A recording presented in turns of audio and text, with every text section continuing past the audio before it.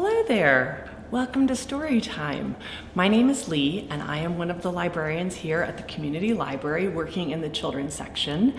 And I am going to read you some stories today. I, under regular circumstances, do story time every week on Mondays and Wednesdays. And right now, when we can't gather and do story time in person, I am recording them. And I'm recording them here in our beautiful tree house where we usually do story time. And it's beautiful because I can look out and see the mountains and the snow that fell. Can't believe it snowed, so exciting. So yes, thank you, welcome, I'm so glad you're here. So this week for story time, I thought that I would read about babies.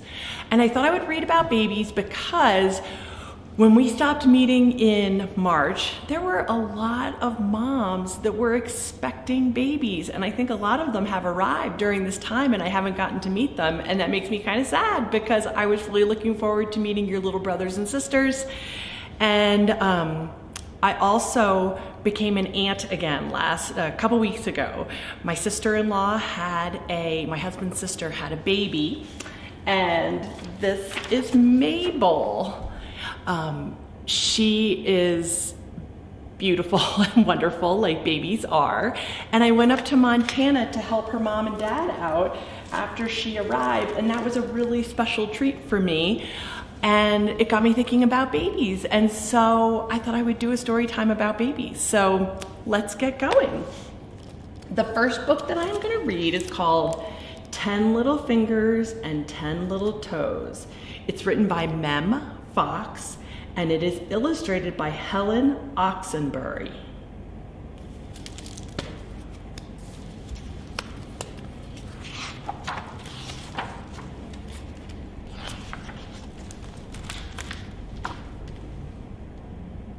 There was one little baby who was born far away,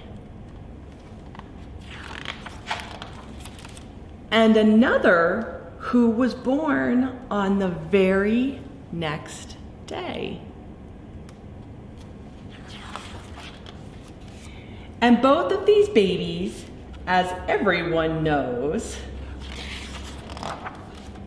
had 10 little fingers and 10 little toes. There was one little baby who was born in a town, and another who was wrapped in eider down. And both of these babies, as everyone knows, had 10 little fingers and 10 little toes. There was one little baby who was born in the hills, and another who suffered from sneezes and chills. And both of these babies, as everyone knows, had 10 little fingers and 10 little toes. There was one little baby who was born on the ice, and another in a tent who was just as nice. And both of these babies, as everyone knows, had 10 little fingers and 10 little toes. But the next baby born was truly divine. A sweet little child who was mine, all mine. And this little baby, as everyone knows, had 10 little fingers, 10 little toes, and 3 little kisses on the tip of its nose.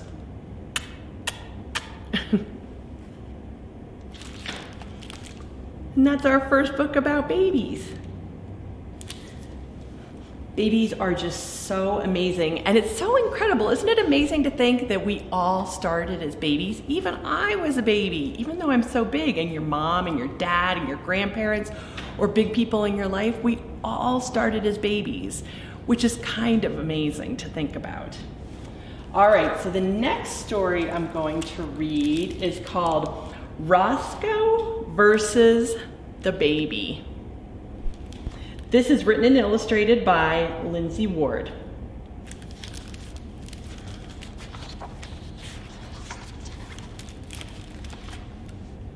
Everybody knew Roscoe. He was the heavyweight champ of 17 Parkwood Avenue.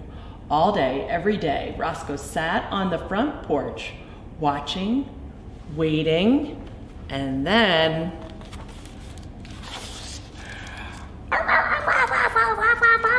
look at Roscoe barking.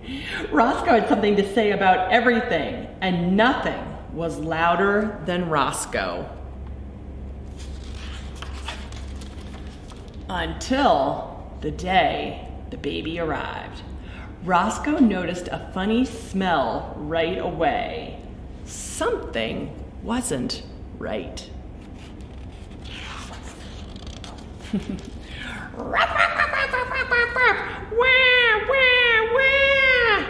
Look, they're having a battle of noises. All this noise from Roscoe and all this noise from the baby.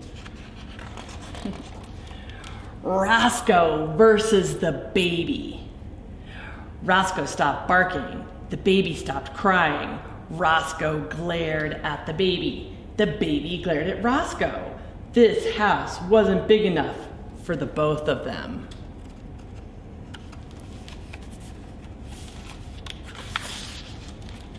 Soon, things began to change. Roscoe didn't eat first, the baby did. Roscoe didn't nap with his buddy, the baby did. Roscoe didn't play, the baby did. Roscoe didn't get new toys, the baby did. Roscoe versus the baby. The baby meant business. So did Roscoe. 2 heavyweights, 1 house. Round 1. During a garage sale, Roscoe put out a special item. He put a sign that says free around the baby, and it says, please take. One afternoon, Roscoe played hide and seek with the baby. Then, in the middle of the night, Roscoe left a surprise. Ooh, P.U. What he did. Roscoe 1, baby 0. Round 2. Roscoe chewed bottles, ruined blankies, and howled during nap time. Arrgh! The baby had had enough. Roscoe 2, the baby 0. Uh-oh. Round 3. When Roscoe was playing outside, the baby made mud pies. On Roscoe. When Roscoe ate dinner, the baby hid his toys. When Roscoe went for a walk, the baby threw out his favorite ball, the green one with the fuzzy spots. Roscoe 2, the baby 1. Uh-oh. And so it went. Roscoe versus the baby. Day after day, month after month. Round 4, the baby bottom. Round 5, the 4-legged drop. Round 6, the pile driver. Round 7, the slobber knocker. They're really getting at it. Round 8. Finally, they were totally knocked out. What's happening? Are they becoming friends? Look at that, they're all curled up together. I think they're beginning to become friends. Roscoe versus the baby. The baby stared at Roscoe. Roscoe stared at the baby. The baby smiled at Roscoe. Roscoe smiled at the baby.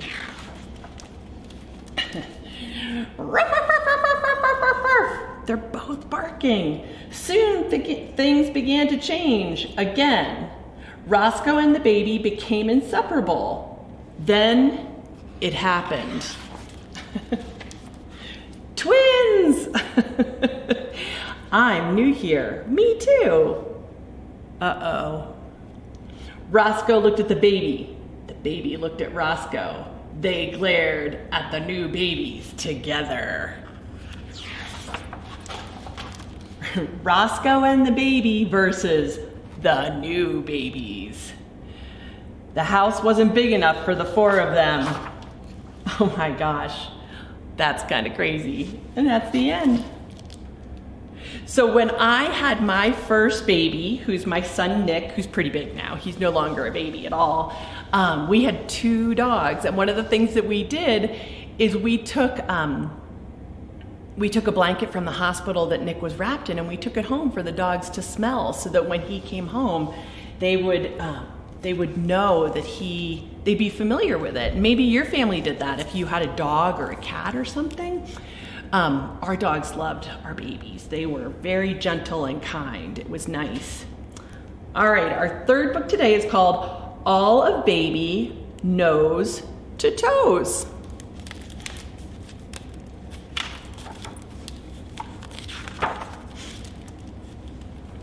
I didn't say who this was by. It's by Victoria Adler, and it's illustrated by Hiro Nakata.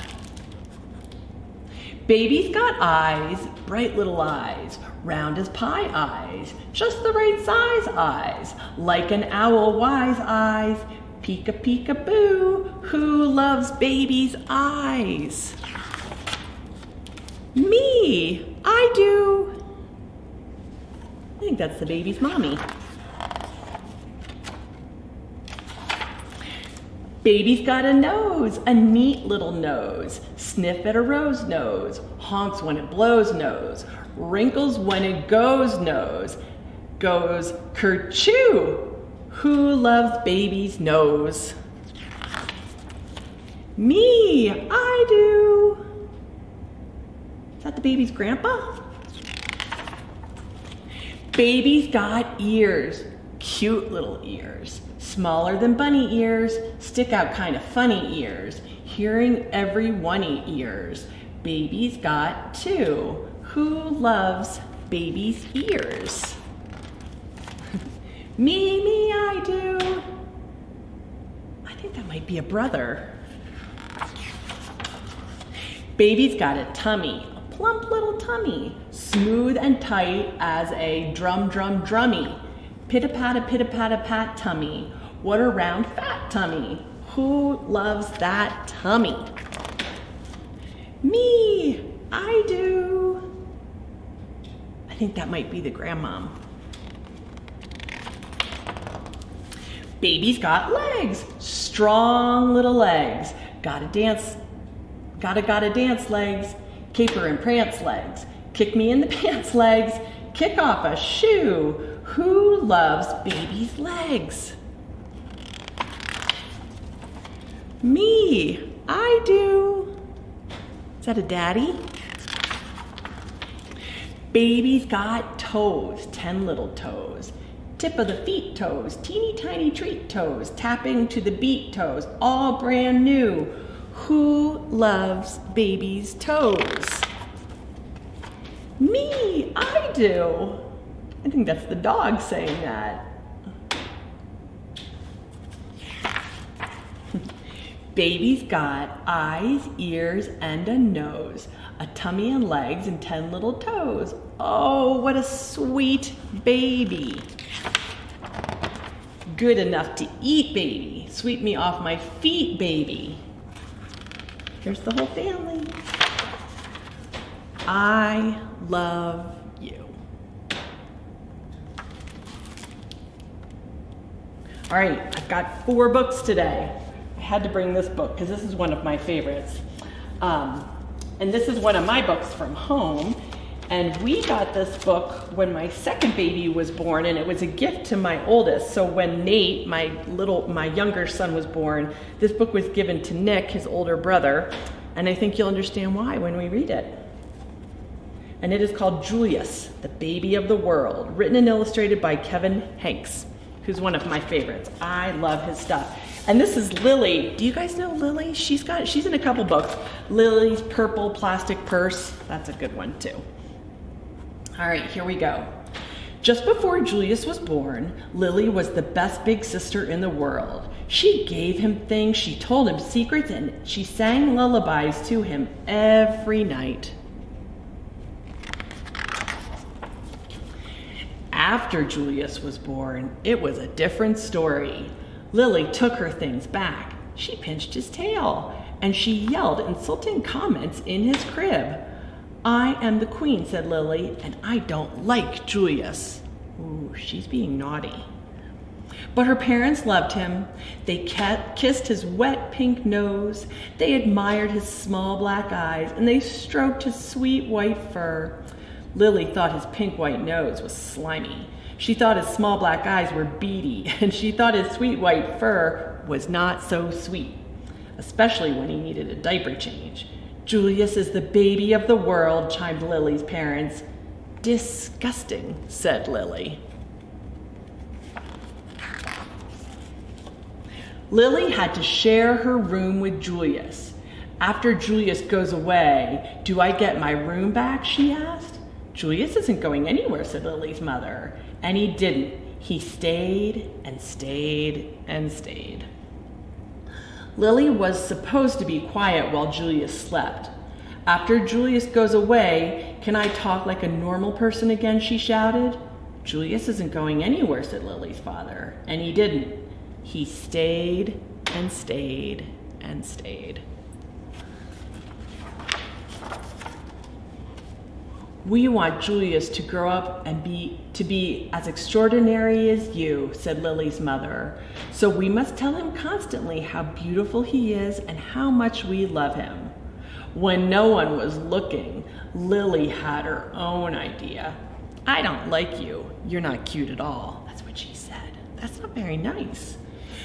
"We want Julius to grow up and be as clever as you," said Lily's father. "So we must sing him his numbers and letters whenever possible." When no one was looking, Lily had her own ideas. She's giving him numbers in the wrong order. 381-596. And the alphabet too. AJKZBSC. Oh, she is so bad. Lily's parents were more than a bit doubtful about leaving the two of them alone together. Lily tried to frighten Julius with her nifty disguises. She learned magic and tried to make him disappear. When that didn't work, she simply pretended he didn't exist. Lily spent more time than usual in the uncooperative chair.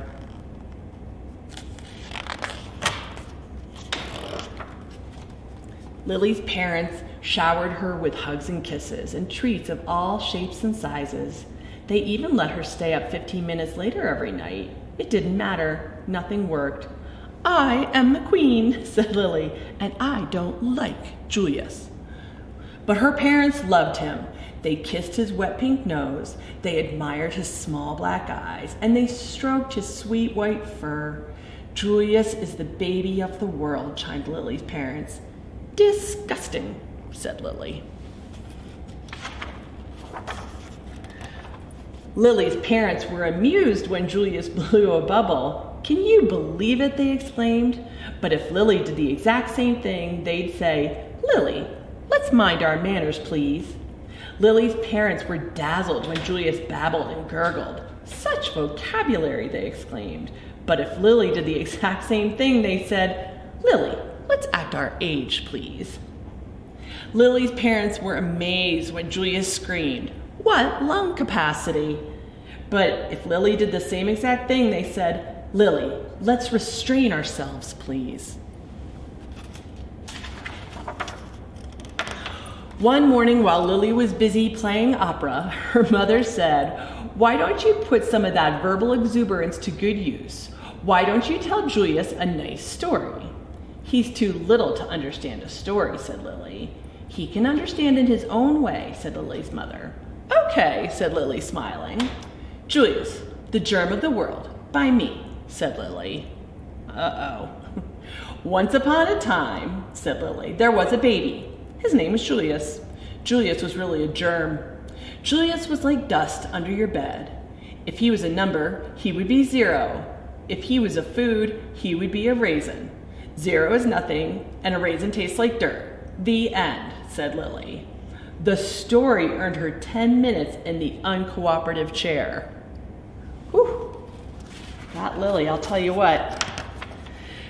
Lily warned her friends Chester and Wilson and Victor about babies. Trust me, they're dreadful, she said.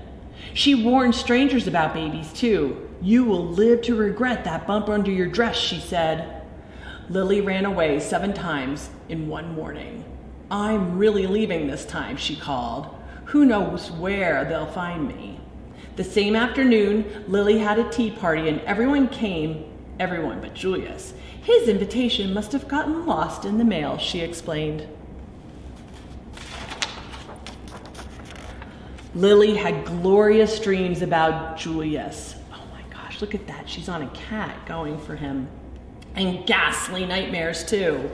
Look at him, he's a monster baby. Lily's parents showered her with compliments and praise and niceties of all shapes and sizes. They even let her drink her juice out of the antique china cup. It didn't matter. Nothing worked. I am the queen, said Lily, and I don't like Julius. But her parents loved him. They kissed his wet pink nose, they admired his small black eyes, and they stroked his sweet white fur. Julius is the baby of the world, chimed Lily's parents. Disgusting, said Lily. When Lily's mother felt up to it, she planned a festive celebration in honor of Julius. All the relatives came. There was quite a spread. What's the big deal, said Lily. Haven't they ever seen a silly lump before? Apparently not. All afternoon, the relatives hovered over Julius. They kissed his wet pink nose, they admired his small black eyes, and they stroked his sweet white fur.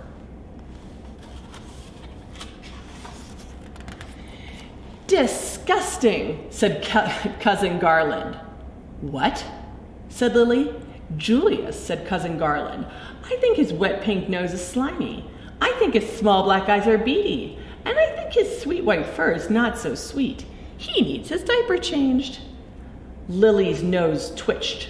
Her eyes narrowed. Her fur stood on end and her tail quivered. You're talking about my brother, said Lily. And for your information, his nose is shiny. His eyes are sparkly, and his fur smells like perfume. Cousin Garland was speechless. He can blow bubbles, continued Lily. He can babble and gurgle, and he can scream better than anyone. Cousin Garland tried to slink out of the room. Stop, said Lily. I am the queen. Watch me closely. Lily picked up Julius. She kissed his wet pink nose. She admired his small black eyes, and she stroked his sweet white fur. Your turn, said Lily, handing Julius over to Cousin Garland. Kiss, admire, stroke, Lily commanded. Now, repeat after me, said Lily. Julius is the baby of the world. Julius is the baby of the world, said Cousin Garland. Louder, said Lily. Julius is the baby of the world. And from then on, he was, in everyone's opinion, especially in Lily's. And that's the end. So Lily's kind of naughty in this book, but you know, sometimes you're jealous of a new baby coming into the house. I know my oldest son, Nick, was a little jealous of his brother when he came home, but they ended up being good friends, which is kind of nice, but it took a little while. I hope you enjoyed baby story time, and what I'm hoping you can do as an activity at home is talk to the big people in your life and maybe go look at some pictures from when you were a baby and learn some stories about when you were a baby and some of the things that you did.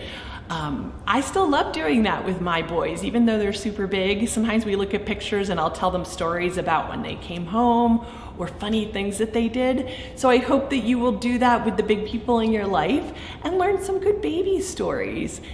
Thank you so much for tuning in. I hope you're all doing well. Be safe, and I hope to see you soon. Bye.